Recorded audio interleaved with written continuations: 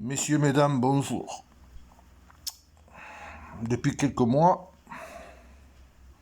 sur Facebook, de plus en plus de groupes de donations voient le jour.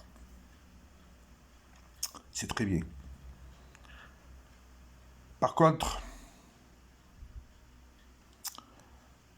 ceux qui s'occupent des groupes, leur réglementation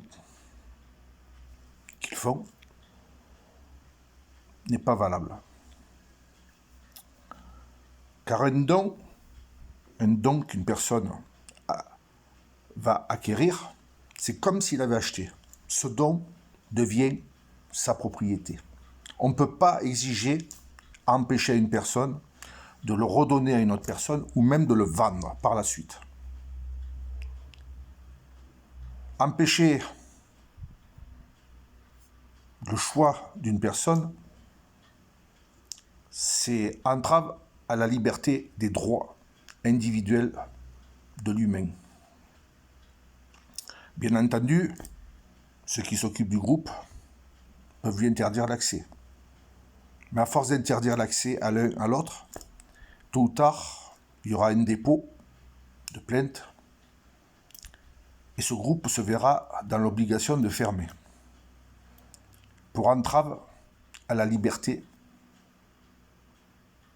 de l'humain. Nul ne peut se permettre, à partir du moment où ce n'est pas officiel, parce que les groupes ne sont pas officiels, il n'y a aucune loi officielle, les responsables ne peuvent pas empêcher, une fois que le don a été acquis, à une personne d'en faire ce qu'il veut. Elle peut le vendre, le donner, ou même dans 6 mois le jeter. C'est ce qu'on appelle la liberté de chacun. Alors, à ceux qui font ces groupes, c'est très bien, mais n'entravez pas la liberté de ceux qui viennent acquérir un don. C'est leur liberté. Ce don n'appartient plus au donateur ni au responsable du groupe. Ce don appartient à celui-là qui l'a acquis. C'est sa propriété. Il en fait ce qu'il veut. Nul ne peut s'opposer. Voilà. C'est la réalité de la chose. Et ça a toujours été. Ça a toujours été.